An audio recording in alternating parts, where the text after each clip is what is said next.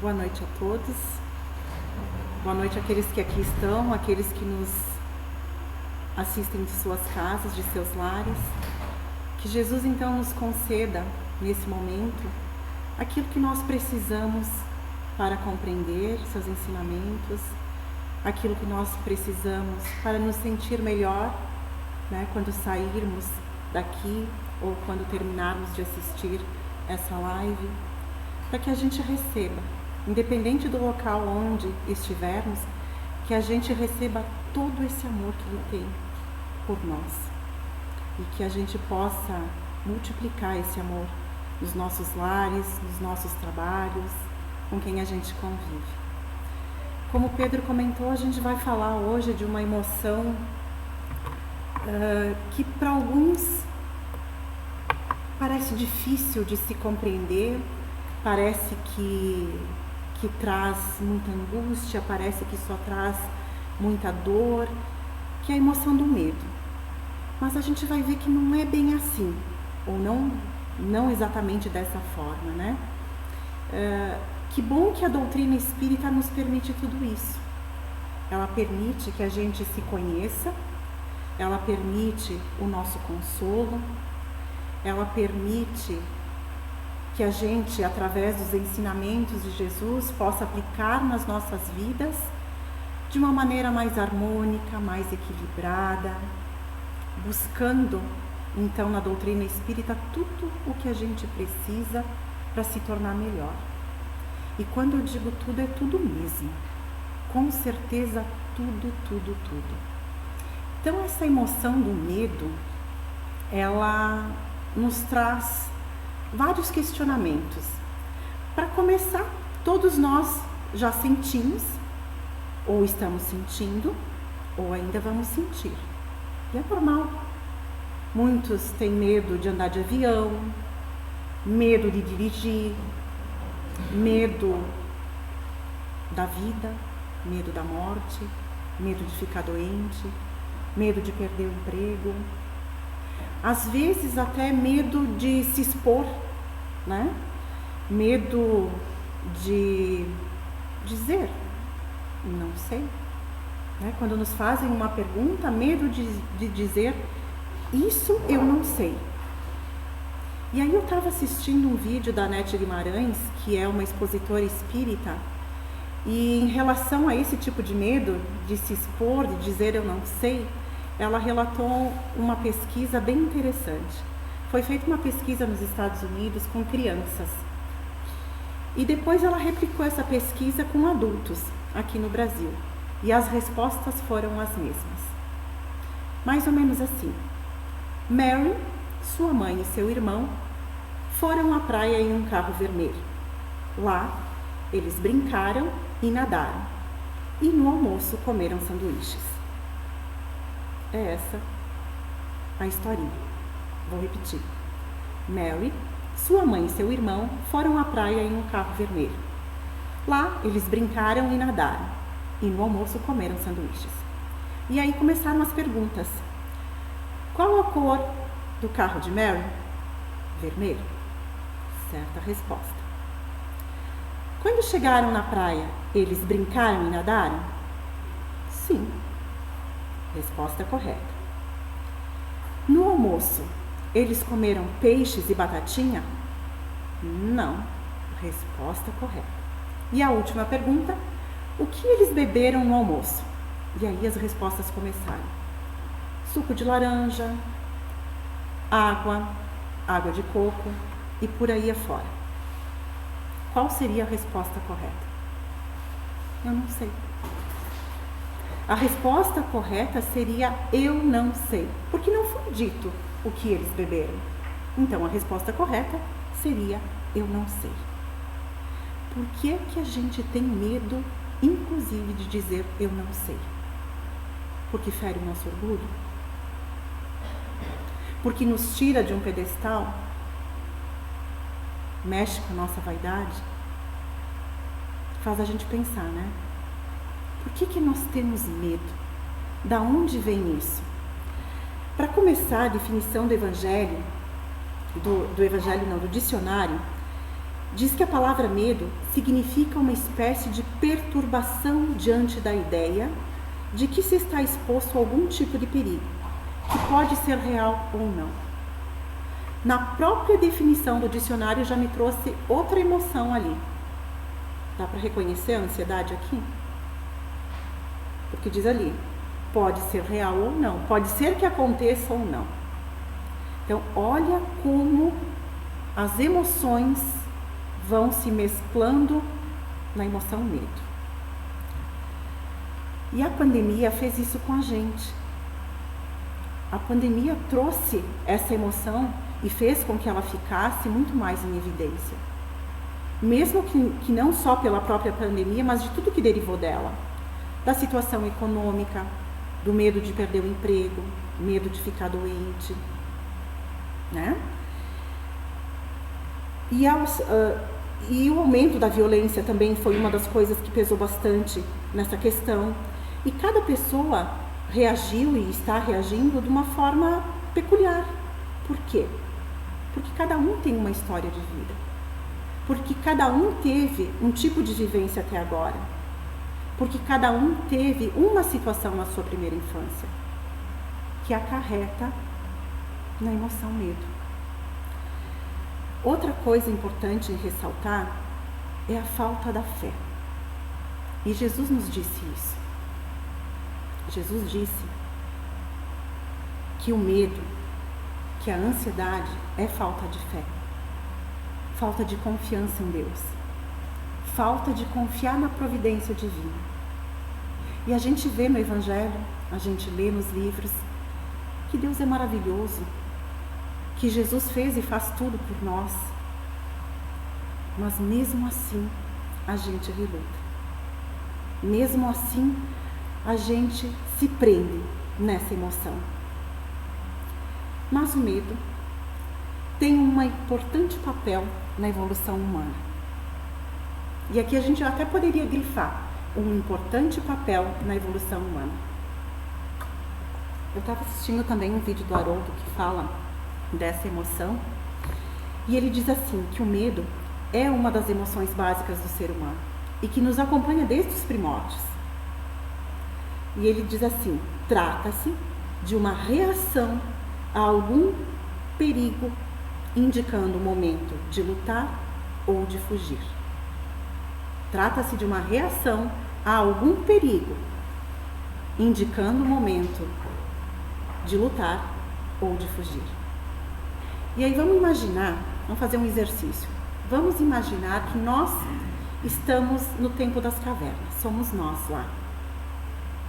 Quando a gente habitava as cavernas, para a gente beber água, para a gente se alimentar, a gente precisava sair dali, né? E assim estaríamos expostos a diversas ameaças, como predadores, como o clima, maremoto, terremoto. E se numa dessas saídas eu me deparasse com um predador? Será que eu ia ter tempo de ficar pensando, corro para a esquerda, para a direita, subo numa árvore? Acho que não, né? Porque se eu fizesse assim, se eu agisse dessa forma, talvez estaria colocando em risco a minha própria vida. Ou com certeza estaria colocando em risco a minha própria vida. Então, o que o Haroldo quis dizer ali, que ficar imaginando, refletindo muito, colocaria-nos frente à morte. Então, a função primordial da emoção medo é uma resposta rápida. É uma resposta rápida. As emoções possuem, diz ele, uma função neurobiológica, que ativam parte do nosso cérebro e desencadeiam processos bioquímicos no nosso organismo, como liberação de hormônios, neurotransmissores, que alteram funções homeostáticas. Ou seja, aquela sensação do arrepio, o coração batendo mais forte, a circulação sanguínea se altera. Tudo isso são respostas fisiológicas, são respostas do nosso organismo, são respostas a um elemento externo, a essa ameaça, que podem garantir a nossa sobrevivência. Eu preciso disso. Eu preciso conhecer a emoção e deixar que o meu corpo reflita o que ela está me indicando. Portanto, esse medo que a gente está sentindo da pandemia e de tudo que veio com ela, da oscilação econômica, do aumento de crimes, medo de perder o emprego, medo de ficar doente, não é de todo ruim. É necessário. De uma certa forma, é necessário, porque garante a nossa sobrevivência. São respostas fisiológicas que garantem a nossa sobrevivência. Ou seja, garante a nossa integridade física, mental, moral, social, necessária, mas precisa ser dosada. O medo, quando nos envolve de uma maneira desproporcional, quando acaba por tomar conta de nós, trazendo estresse, trazendo angústia, é sim prejudicial. Acaba provocando desânimo, prostração, fazendo com que a gente até deixe de realizar as pequenas tarefas do dia a dia. Acaba interferindo, inclusive, nas nossas relações pessoais, nos tornando pessoas descalibradas e até nos deixando impotentes diante de todas as situações que lhes acontecem. Então, de um lado, a gente sabe, já sabemos que a emoção medo é necessária, mas também, por outro lado, que ela pode sim causar alguns distúrbios em algumas pessoas. Então, o que a gente precisa fazer? Como controlar esse comportamento? O que fazer para controlar esse comportamento, essa emoção? O primeiro passo é a compreensão. O segundo passo é modular, é mudar e adequar essa emoção. E o terceiro passo é dar um descanso à nossa mente, através da busca da serenidade, através da meditação, da oração, buscar na doutrina espírita, buscar em Jesus aquele amparo que todos nós precisamos. Então, a compreensão, que é o primeiro passo, é o que a gente está fazendo aqui, procurando entender essa emoção, procurando compreender que sim, ela tem um lado positivo e tem aquele lado que nos prejudica. Então, quando a gente já sabe que não existe como arrancar o medo de nós, que não existe como acabar com ele em nós, porque é uma resposta fisiológica e, portanto, necessária, o que a gente precisa fazer é serenar, é buscar adequar. Haroldo também diz nesse vídeo que existem circuitos cerebrais no sistema nervoso central que são acionados quando sentimos o perigo, que vem através do cheiro, da visão, da audição. E quando isso acontece, substâncias químicas começam a se espalhar no nosso organismo, como adrenalina, noradrenalina, cortisol. E a nossa corrente sanguínea é inundada dessas substâncias químicas, que começam a agir nas nossas células e nos nossos neurônios. E aí, nós vamos esboçar uma reação que afirma que estamos no estado emocional do medo. Reações. Uma delas pode ser, por exemplo, de paralisar, o medo que paralisa. Que é aquele medo que a gente fica, diante da situação, a gente fica sem saber o que fazer. Eu não consigo discernir sobre aquilo, eu não consigo pensar numa maneira de sair daquela situação. Eu paraliso diante do medo. Mas também pode ser aquele medo que leva ao enfrentamento, que nos leva a lutar. Esse lutar no sentido de enfrentamento. Por exemplo, eu, diante da possibilidade de contrair uma doença, Covid,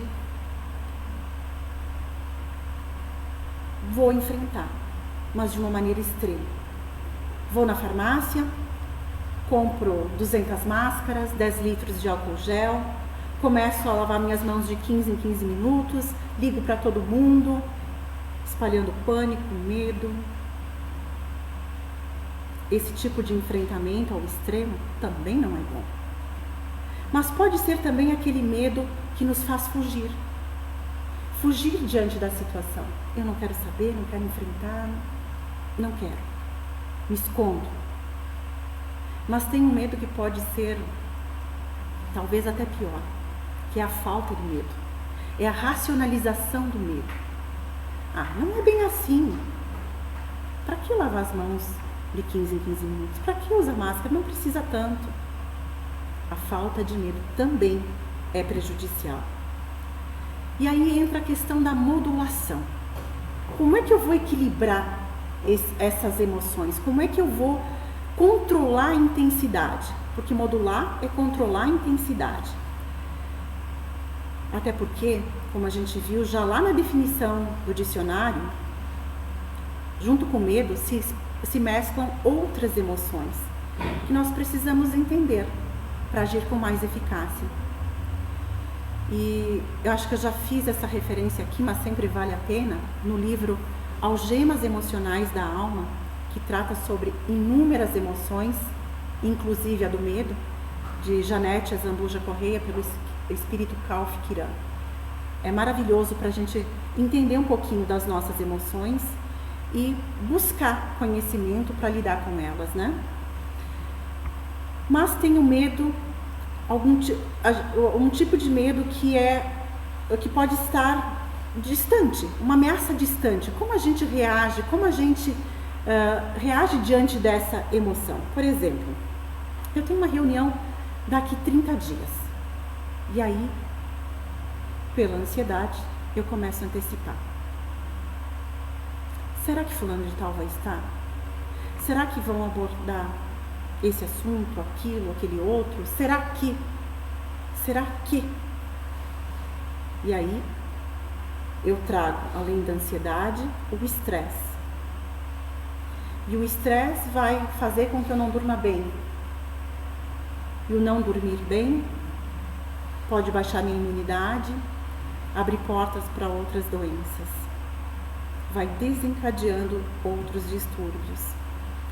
Então, para modular essa emoção, eu preciso acerenar, preciso reduzir a preocupação, tirar o foco do futuro, trazer essa reunião para o hoje, para o aqui, para o agora,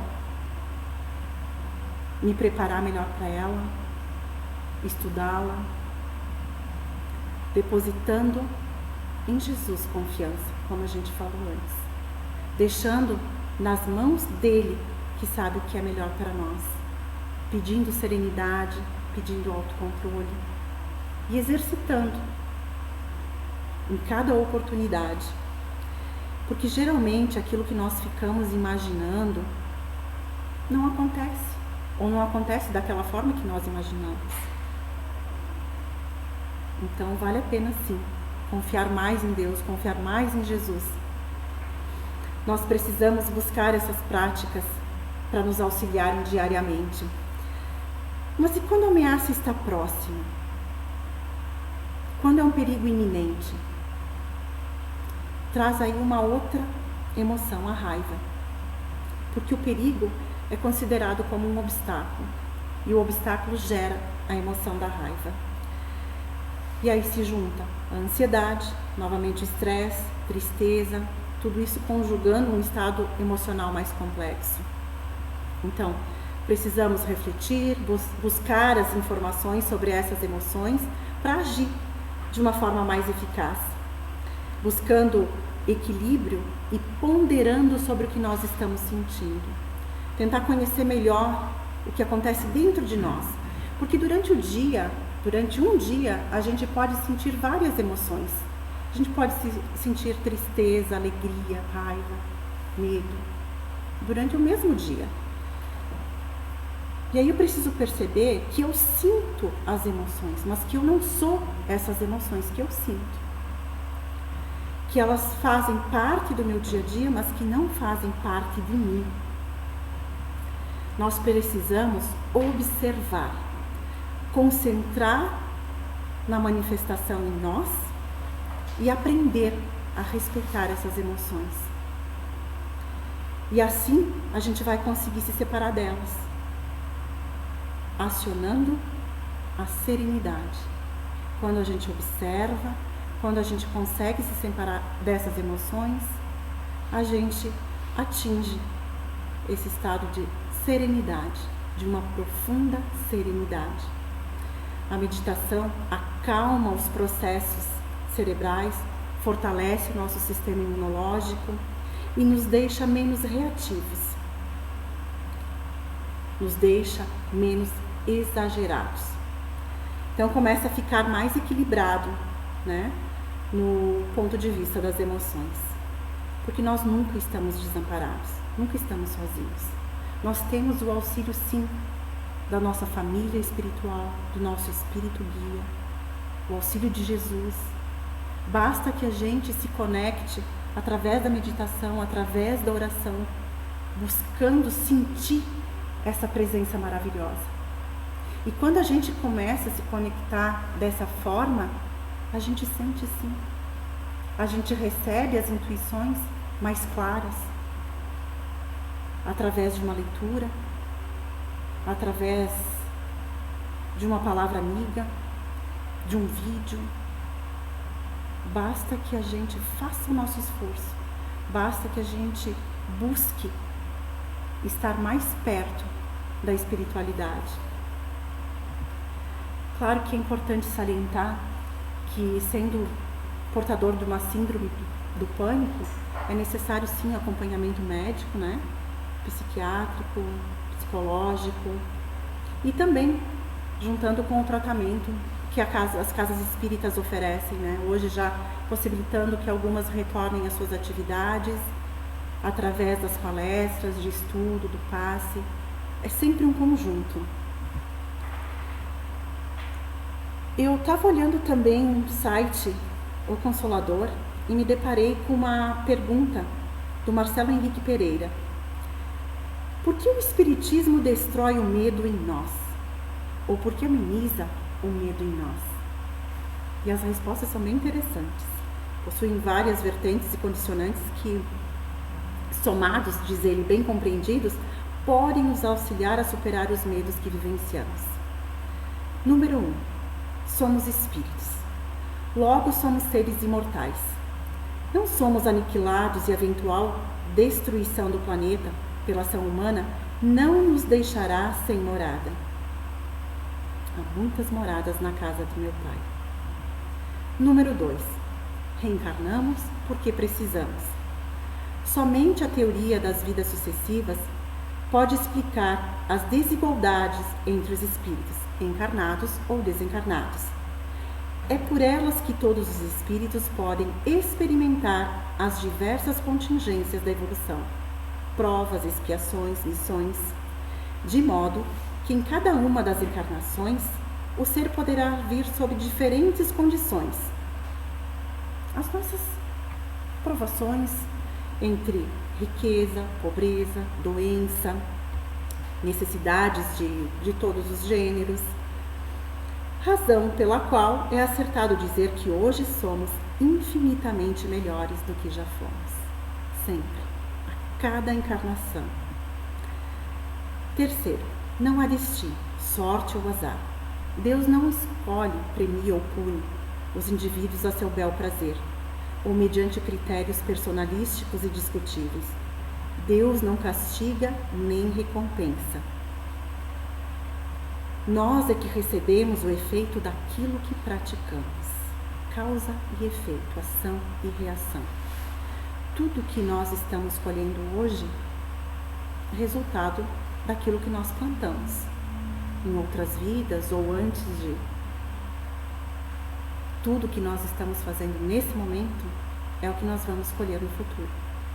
Portanto, nós precisamos prestar atenção no agora, no que nós estamos semeando.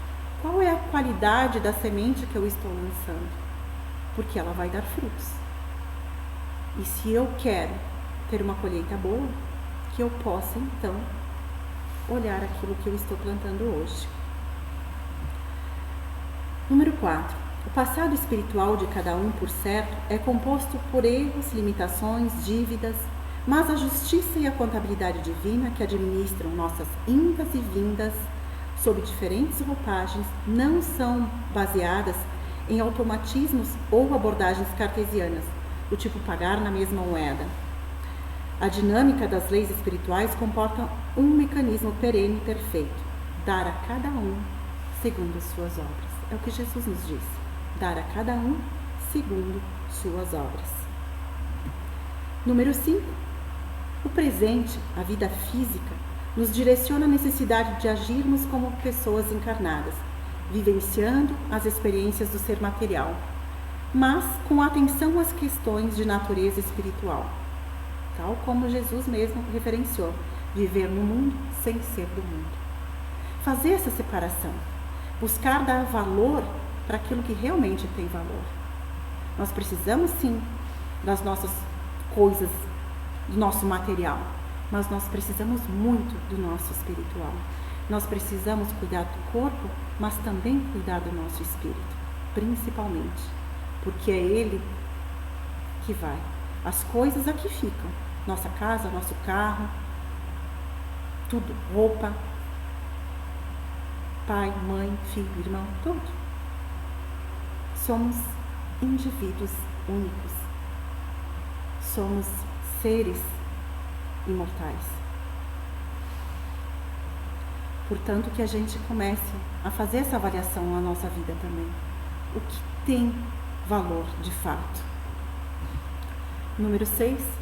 O futuro deve ser encarado sob duplo viés: a vida no plano espiritual, com características bastante similares à vida física, e o preparo para novas encarnações, nas quais ocorrerá a nossa depuração, até galgarmos os estágios da escala espiritual.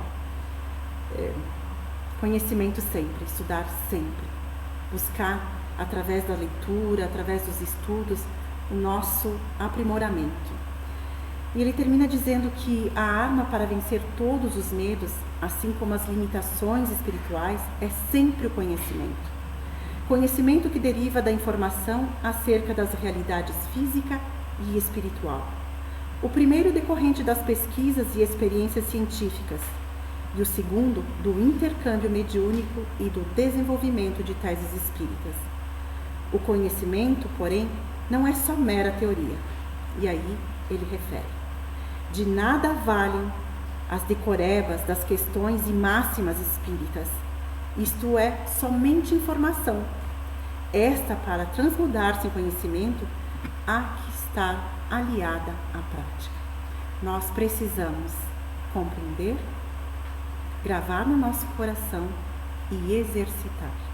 Colocar em prática aquilo que nós estamos aprendendo. Colocar em prática os ensinamentos que Jesus nos trouxe. Colocar em prática conosco e com os outros, com os nossos irmãos de caminhada, com aqueles a quem a gente puder tocar. Como Emmanuel fazia em suas preces, né? Ele dizia: Jesus, se me permites pedir algo, que eu possa pedir ser uma bênção na vida dos outros, na vida do meu irmão. É isso que nós precisamos compreender, que a gente possa também ser uma bênção na vida de nossos irmãos. Tem um outro texto também, extraído do livro O Prisioneiro de Cristo, de Ranieri, que diz assim: era em Belo Horizonte, talvez 1945 ou 46. O tempo corre como o rio, ligeiro por sobre as pedras. No entanto, as paisagens que estão à margem nele se refletem misteriosamente. As crianças não estavam muito bem e Áureos enfermo. Chico chegara e passara o dia conosco na casa da rua Italcome, aquela rua que se despencava morro abaixo, de pedras irregulares, calçamento antigo, como se tivesse sido feita antes do mundo. Arlete, aflita, com a criança nos braços, lhe falava: Chico, não sei o que há comigo. Tenho medo. Tenho medo de tudo. Medo de viver, medo de morrer. Tenho medo da doença das crianças e tenho medo da fome. Tenho medo da incerteza da vida. E tenho medo do mundo. E você, Chico? Você também tem medo? Chico olhou-a com seus olhos bondosos, amigos e com muito amor. Arlete, eu não tenho medo de nada. Eu só tenho medo de um monstro que habita dentro de mim e que se chama Chico Xavier. Nós o olhamos com surpresa, mas entendemos a sua palavra. Estranha palavra, mas verdadeira. Todos nós temos um monstro que somos nós mesmos, com as nossas imperfeições e nossas possibilidades de errar, com a ferocidade que ainda vem de outras vidas e com as sombras que permanecem ainda agora no interior de nós mesmos. Nós somos o grande perigo que nos ameaça. E sempre foi assim. Sempre foi conosco. Não com quem está do nosso lado, não com o vizinho. É com a gente. E para a gente encerrar, eu trouxe uma mensagem de Emmanuel para o Chico Xavier, que diz assim: acalma-te. A Deus tudo é possível. Seja qual for a perturbação reinante, acalma-te e espera, fazendo o melhor que possas. Lembra-te que o Senhor Supremo pede serenidade para exprimir-se com segurança. Que a paz possa permanecer nos nossos corações e que essa serenidade tome conta de nós, acalmando os nossos medos, controlando a nossa ansiedade, ajustando todas as nossas emoções, para que possamos, sim, nos tornar melhores. Muito boa noite a todos.